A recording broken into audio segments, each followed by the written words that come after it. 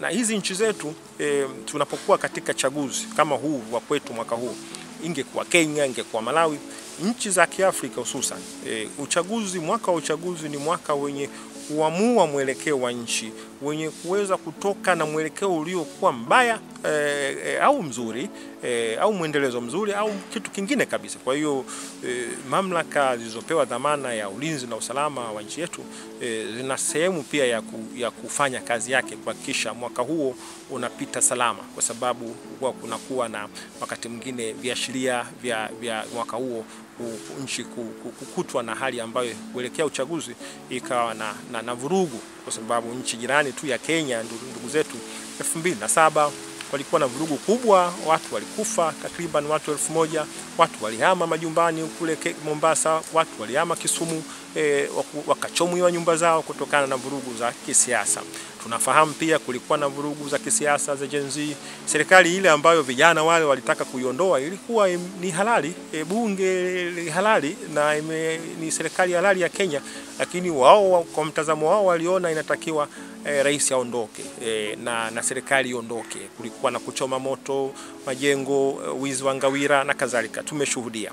Sasa Kenya na Tanzania, lazima pia mtazamaji anayenisikiliza aelewe kuna kitu kinaitwa social anthropology na cultural anthropology, yani kuelewa watu wa mataifa. Wanaweza wakawa wako jirani sana, lakini wana utofauti kwa namna wanavyofikiri. Sisi Tanzania, tofauti yetu na Kenya ni kwamba Watanzania wanaweza wakafanya passive resistance, yani wanaweza wakapinga kitu kwa kutulia tu, na si kwa kuonyesha makeke, lakini wakafanya kwa namna yao. Wakenya they are more of militant. Wakenya wana asili hiyo ya kufanya mambo kijeshi na pambano. Sasa hiyo na utofauti.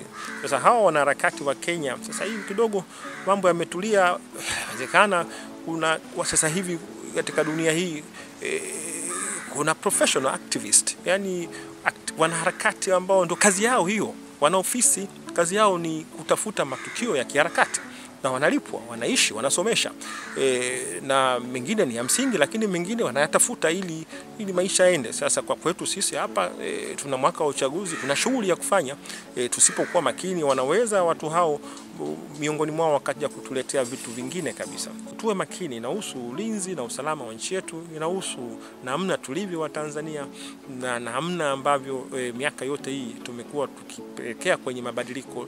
Tuko timilifu kwa kila kitu, lakini mabadiliko yetu yanakwenda kwa mtindo ambao wengine wanashangaa. Vitu vinafanyika, inachukua muda. Demokrasia ni mchakato, ni kitu ambacho ni endelevu, na wenzetu wakati mwingine wanafanya kwa namna ambayo imewagharimu, lakini sisi tukikopi au wakitaka tukopi mfumo huo unaweza ukawa na madhara makubwa. Kwa hiyo tuna tofauti zetu za kufikiri, tuna tofauti zetu za mitazamo, ziendelee kubaki kuwa ni sehemu ya kuijenga nchi yetu. Hatuwezi wote kuwa sawa, lakini namna tunavyofanya sisi ibaki kuwa namna yetu.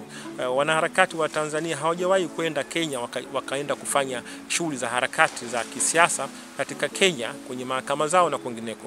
Ni kwa sababu wa Tanzania ni watu pia ambao wanaheshimu mamlaka na sheria za nchi nyingine. Sasa tukiruhusu jambo kama hili, ni msimamo thabiti kabisa wa Rais wa Jamhuri kukemea jambo hili kwamba lisizoeleke.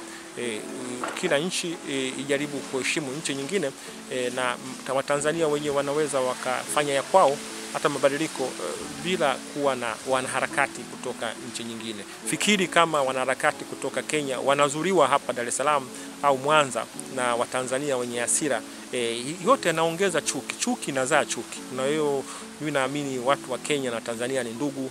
Huko mipakani tumefika, tunaona wanaishi, wanafanya biashara. Watu hawa wanataka amani, wa Kenya na wa Tanzania.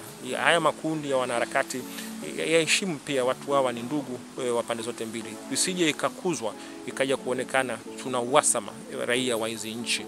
Kwa hiyo mimi naamini kabisa Rais wa Jamhuri ya Muungano wa Tanzania kwa hotuba yake ile na kusema kile, yumkini wengine hawakupenda, lakini ndio wajibu wake kuonyesha kwamba jambo hili lisiwe jambo la kuzoeleka katika nchi yetu, na haina maana ya kutokuheshimu mataifa mengine.